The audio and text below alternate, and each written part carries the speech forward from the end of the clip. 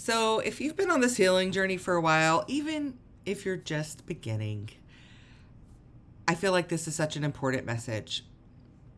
Stop taking it all so seriously.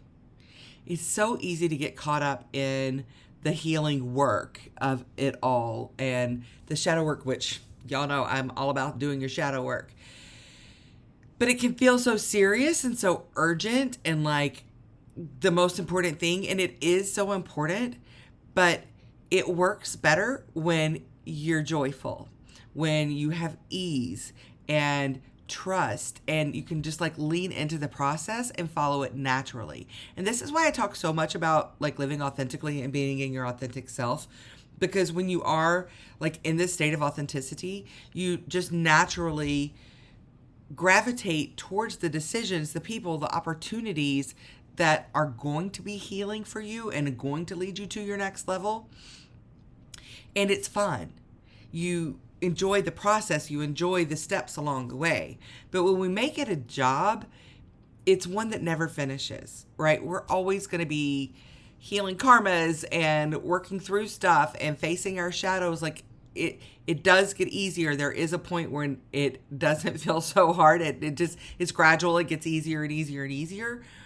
But it's so important to like be in a state of joy and appreciation and just like really fully feeling and accepting the human experience as you go. And that's going to be the most healing part of it, because capitalism and colonialism, it's gotten us in this thing where everything is work and everything has to be hard and it's just another task. We've gotten to this being spiritual or healing our trauma and healing our wounds and healing our karma. All of these things have just become another task that we're trying to work our way through. But that's the opposite of what being in a healed, authentic human state is about, because beingness is literally just being. It's not doing, right? You're a human being, not a human doing. And that's such an important point to understand in this work, because it can feel tired, and going through the dark night of the soul, it can be exhausting and it can be a lot, but it doesn't have to be so hard. It doesn't have to be work. It becomes, when you're living in a state of joy and authenticity, it becomes a byproduct of who you are. It's just a part of it, because the spiritual world is also a business, unfortunately. And there's so much gold to be had in this world, but also there's a lot of money to be made. There's a lot of capitalism and colonial mindset that's still involved. It's just like a cookie cutter of all of these other industries and systems that are just built on this idea of earning our worth and working harder and exchanging our lives in the form of labor for the fruits that we're meant to receive as human, just for being, if that makes any sense. So these fruits, the joy, the expression, the connection, the love, like these things that we're working towards are our birthright. We don't have to earn them. We don't have to work towards them. So you get to enjoy the process of being human. And the more you play and the more you are in joy, the more the healing happens naturally and the more quickly it happens. So no, don't play for the sake of healing, because that takes the play out of it, right? Because then it's just a job. But when you start getting into this natural state of authenticity and you let it be under this umbrella, or let it be from this place of, I'm going to enjoy the human experience, I'm going to enjoy being human, I'm going to enjoy my life, then it starts to look different and it takes on a different shape. If you're healing, if you're in the self-help world and you're in this spiritual world and you've taken it on as a job, it will never end. You don't get to retire from that job, because it's built in this system of oppression, in this system of this capitalistic mindset of earning our worth and of 9 to 5 and waking up and giving our life in exchange for these fruits, which we don't have to. The fruits are a part of our life. They're part of who we're meant to be. They're available to us all the time. And I can tell you from my personal experience, like, I can be, a lot of it, astrology, whatever you want to blame it on, but I can be kind of a serious person. But I had kind of a serious childhood. Like, there wasn't a lot of time to play, and there wasn't a lot of space for play. There was a lot of wounding and abuse and sadness, and being raised in the evangelical church, like, there was a lot of responsibility to save all the souls and to keep my soul in line so that I didn't burn in hell for forever. And I missed a lot of that childhood of just playing. And there was time, I remember like my early childhood where there was more play involved, but early along the way, things just got serious. And I was such a serious person most of my life until even like recently, like until these last couple of years, even everything was so serious. When I got on my healing journey, it was so serious. And no, I can't go to this party and do this thing because I need to get up for my meditation in the morning. And, just being so serious about it. And I love devotion. It's great to be devoted to your practice. If you are a person that can keep up a daily routine, I am not. I am neurodivergent. There is a big dose of ADHD in there. Daily routine does not work for me. I do have mindfulness as a part of my day all the time. It's just a byproduct of who I am. But if you're committed to that daily routine, and good for you, but you don't have to take it so seriously. If you're saying no to connection and fun and joy and excitement so that you can meditate to be more spiritual, you're missing the point. I'm just gonna say it. You're missing the point. Like, we're not here to reach nirvana in human lives. And if you do, and there are people who that is their purpose and they're out, meditating on it, good for them. That's not who I'm talking to. I'm talking to you, and you are here because that's not the story for you. You were here, or you wouldn't even be hearing this message. You wouldn't have been attracted to this message, right? You're here to enjoy being human. This is your human experience. And when we're not in the human experience, we can be spiritual. We are spiritual. We're just like pure, the creator. We are pure spirit, and we don't deal with these ups and downs and these battles that we have as being human. We also don't have the opportunity for joy because it's all just a same state. We come here to be humans, to experience the contrast, to have some fun, to experience our senses. I talk so much about our senses: hearing, smelling, tasting, seeing, touching, feeling. We're here for that experience, for the human experience. So if we're bypassing our human experience to be spiritual, then we're missing the point. This is our chance to be human. This is our chance to use these bodies to experience the senses. This is our chance to connect with other humans through this illusion of separation and experience each other and the different parts that each other have to bring to the whole, and to connect, to reconnect, to find our way back to our authentic self, to this person that our soul chose to be when we came into this world as a human being. But such a big part of it is the human experience. And if, like myself, you didn't get to play a lot as a child, it's not too late. If you did get to play a lot as a child, you don't have to stop just because you're an adult. The whole point is to have fun, is to enjoy it. Joy is the point, like being in joy. Abraham says that, Abraham Hicks. I don't know if you ever listen to Abraham Hicks, but they say that, like, joy is the key. Joy is the key. The key to unlocking this beautiful life is joy. And joy comes from connection. It comes from self-expression. It comes from playing. Lighten up and have some fun. I have been such a serious, spiritual, intellectual person for most of my life. But now that I've just let up, I never would, for years, I was very particular about substances, and I still am. But I, for many years didn't take any psychedelics. I would have my cannabis. I was all about the cannabis. What's funny is now that I live so joyfully, I don't even think about the cannabis so much. It's a tool here and there, but yeah, I was the person at the party that was serious and making sure everybody was okay and making sure all things were taken care of and cleaning up in the background and making sure all the appetizers were out and the dishes stayed full and everybody else was having fun. And for some reason I felt like I was excluded from the fun, but really I was excluding myself because I was taking things so damn seriously. But in this healing and in my becoming and my remembering of who I am, joy has become a byproduct of that. And now I see the importance of it. And the appetizers will take care of themselves. The party will get cleaned up after. Like, if you want to take the mushrooms, take the mushrooms. Like, do you have some fun? If you want to go roll down a hill, as an adult, I'll tell you the grass can make you a little itchy. Still worth it. Go roll down the hill. If you want to go play, if you want to stop what you're doing and dance, do it. It's on my website, liveallow.com, Livealau. Allow is for the alchemy of authenticity, and that is my personal brand. So I did on there is a 90 days of play. I believe you can find it in the blog. Maybe I'll link it down below, but I did like this challenge, this 90 days where I gradually increased it and just like really infused playfulness and joy into my life. And so if you're kind of lost on this, there's a lot of examples in there. It's free. You can check it out. It's just information that I'm sharing with the world. And there's a lot of steps that kind of help you remember how to play and have fun and play and find joy again in your life. And through doing this challenge, now that the challenge is over, I don't follow the schedule and I don't like have that intention. It's not a part of like my routine because it just infused it into my life. It just became a natural part of my life.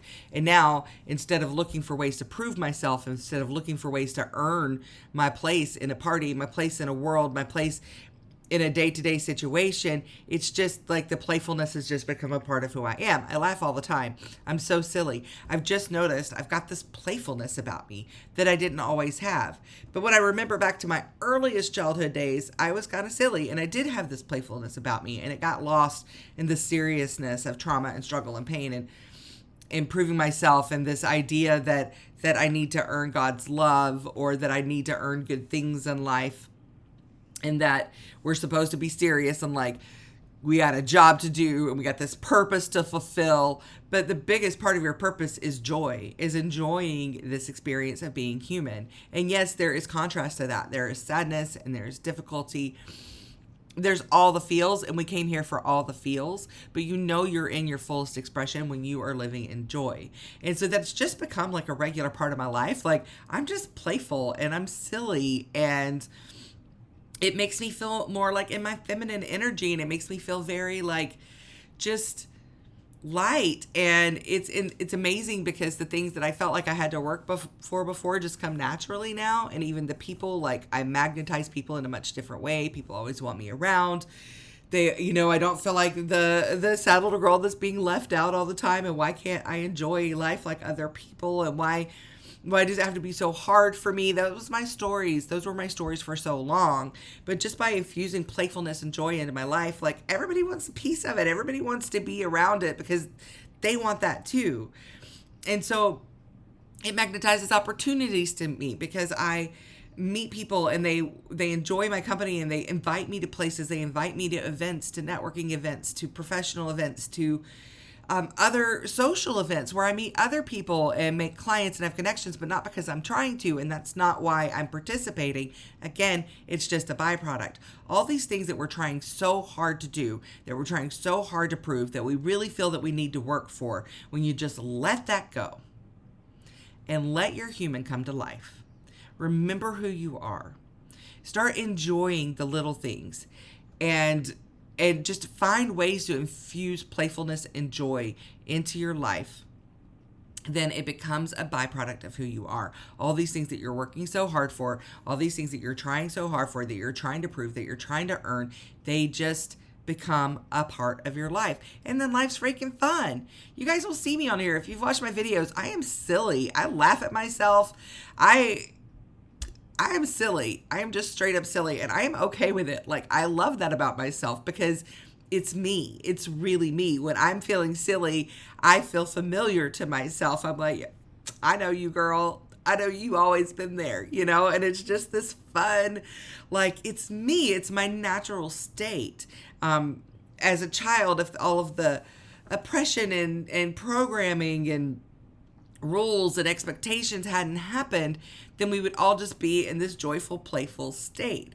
So by remembering your authentic self, by coming back to who you are, and if you don't know where to begin, just go through my backlog, friends. Go through my backlog. There are videos. This is what I talk about. This is This is my spiel. You can follow me on Instagram. I'm not on there a lot, I'm going to be honest, but there is a lot of content on there, especially from the past when I was more dedicated. But at Authentically Melly, you can find it on my blog. I've got it everywhere. Like, if you don't know how to remember and how to become your authentic self, or remember who your authentic self is and live into that authenticity, there's information about that here all over. Just follow along, subscribe, like all the things, whatever. It's here for you if you want it. It's here for you, but the state, the point, the goal is to just enjoy the human experience. And that's the thing. Yes, sadness comes. Yes, hard things come. And I feel them. And I feel the hardness. I'm like, this makes me angry. And I feel the angry. And I feel the anger. This makes me sad. And I cry and I feel the sad. And I'll share it with a friend, whatever. But I just come right back to that state of joy because it is my natural state. And when we're living authentically, we live in our natural state, and it's a byproduct of who we are, the things that we do, the things that we enjoy. It is all a part of this journey that we're meant to be on as humans. We're not here to prove ourselves. We're not here to earn. We're not here to use our whole life working away doing something that we hate. And that doesn't mean go quit your job, but trust me, as you start remembering your authentic self, as you start living in this authenticity, living in a state of joy, things just kind of start to shift on their own. New opportunities will arise. New ideas will come to you. And when you're in this state of joy, then you're in more of a state of flow, and then you can act upon these new ideas. You start listening to those internal nudges and following the inspiration, following those whispers from your higher self, from your spirit team, from your heart, from wherever you feel that those messages are coming from. Follow those nudges. Start living in your truth. Start living in joy. It's a cycle, right? The more you're in joy, the more you feel the nudges and the more opportunities. And the more you follow the opportunities and the nudges, the more joyful your life becomes. And it just compounds and amplifies and amplifies and amplifies. So it's just that simple. Start finding ways to be joyful in your life.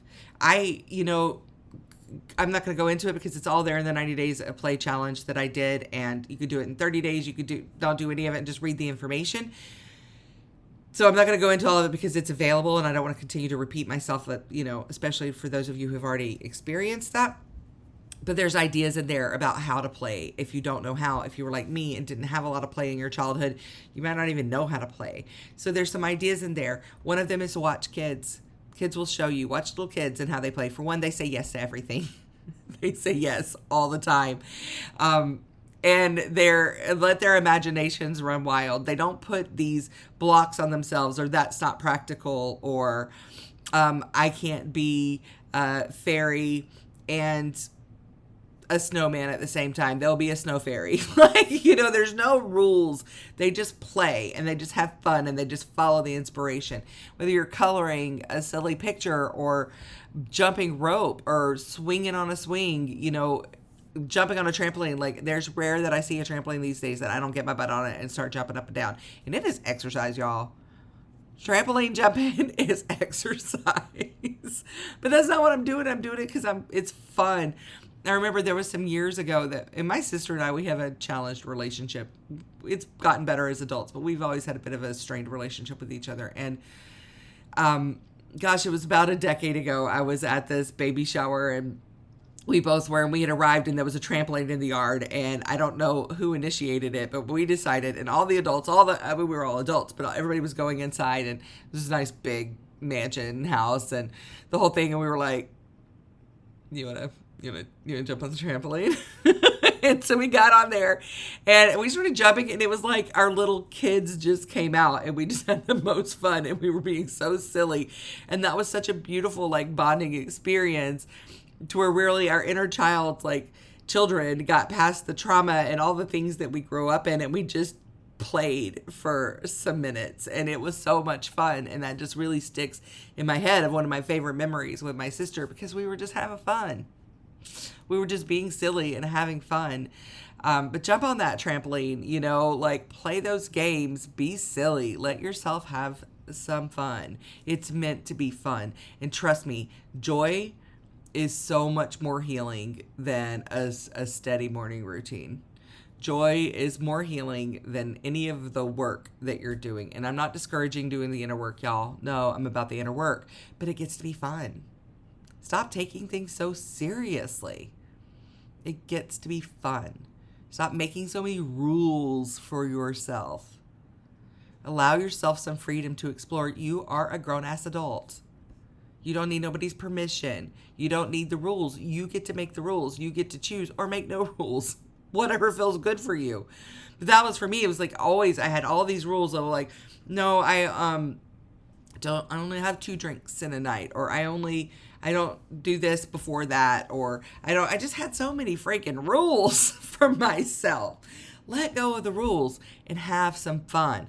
I can tell you from experience, from one former very serious person to one currently very joyful, very magnetic, very energetic, excited, happy person, that it's worth it. When the hard times come, I'm just like, I feel it, I alchemize it, I know on the other side is something great. It's a portal to my next level.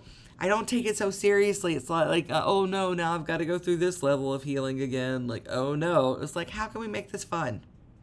I'm just going to accept all the hard parts. That is what it is. Get through it, and we're going to have some fun while we're doing it. That's the secret sauce, y'all. That's how you do it. So get out there, have some fun, break some of those rules, stop making new ones, stop restricting.